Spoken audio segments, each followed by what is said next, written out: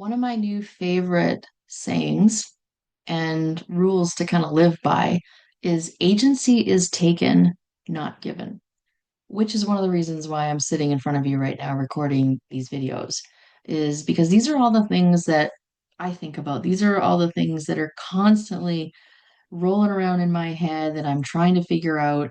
And I figured, you know what? Now is the time for me to just come out here and start putting it out to whoever wants to hear this. So I heard this saying that agency is taken, not given, and it really hit me hard because I feel like most of my life I've been following other people's rules, right? I had a dream when I was a young kid that I wanted to be um, married, own a house, and have a baby by the time I was 30. Cool. That was this treadmill that I decided to jump on and follow. And I did it. I did it all by the time I was 26. However, plot twist, by the time I was 30, 31, I think, I'd lost it all. I was now divorced. I no longer had the house, and I was splitting custody with my now ex-husband.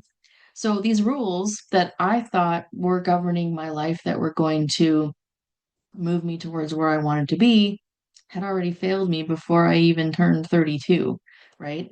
And so I still kept on that road, learning that we are supposed to do things a certain way, right? We're brought up believing that our life is supposed to look a certain way, that beautiful little picket, white picket fence life, get a good job, have the baby, buy the house, get the dog, buy the trailer, did it all. I did it all. And yet it didn't work for me.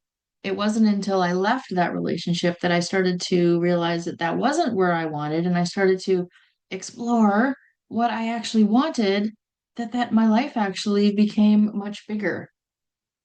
And so when I found this idea that agency is taken and not given, it's like my whole world just went, I couldn't quite wrap my head around the idea that I don't have to ask for permission. What are you talking about? My whole world has been wrapped in permission.